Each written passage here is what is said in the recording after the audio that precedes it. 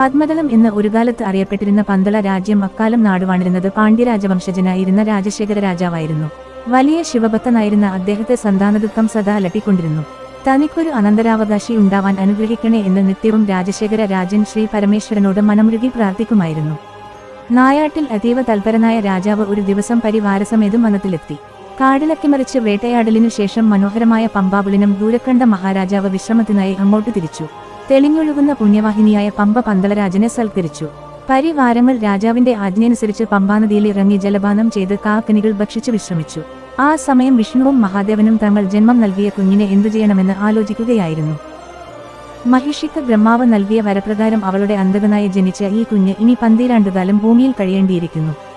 അതിനാൽ നമുക്കിവനെ ഭൂമിയിലെത്തിക്കാം. ശ്രീഹരിയുടെ വാക്കുകൾ കേട്ട മഹാദേവൻ പറഞ്ഞു, അങ്ങ് പറഞ്ഞത് ശരി തന്നെ. പന്തള രാജ്യത്തെ രാജശേഖര രാജാവ് കുഞ്ഞുങ്ങളില്ലാത്തതിനാൽ രാജ്യം അന്യാധീനപ്പെട്ടു പോകുമെന്നോർത്ത് എന്നും ഉള്ളുരുകി എന്നെ പ്രാർത്ഥിക്കാറുണ്ട്. അതുകൊണ്ട് ഈ കുഞ്ഞിനെ നമുക്ക് അദ്ദേഹത്തിന്റെ സമീപം എത്തിക്കാം. മഹേശ്വരൻ പറഞ്ഞത് തന്നെയാണ് ശരി. മാത്രമല്ല രാജശേഖരരാജന്റെ പത്നി എന്റെ പ്രിയഭക്തയുമാണ്. നമ്മുടെ ഈ കുഞ്ഞുവഴി അവരുടെ സന്താനദുഃഖത്തിന് അറുതിവരുകയും ചെയ്യും. ഇങ്ങനെ തീരുമാനിച്ച ഹരിയും ഹരനും കുഞ്ഞിനെയും കൊണ്ട് ഭൂമിയിലേക്ക് തിരിച്ചു. കുഞ്ഞിന്റെ കഴുത്തിൽ അഭൗമ തേജസ്സോടുകൂടിയ ഒരു മണി കെട്ടിയ ശേഷം അവർ ആ പൈതലിനെ പമ്പാതീരത്തുള്ള ആ ഘോരാരണ്യത്തിൽ കിടത്തിയിട്ട് മറഞ്ഞു.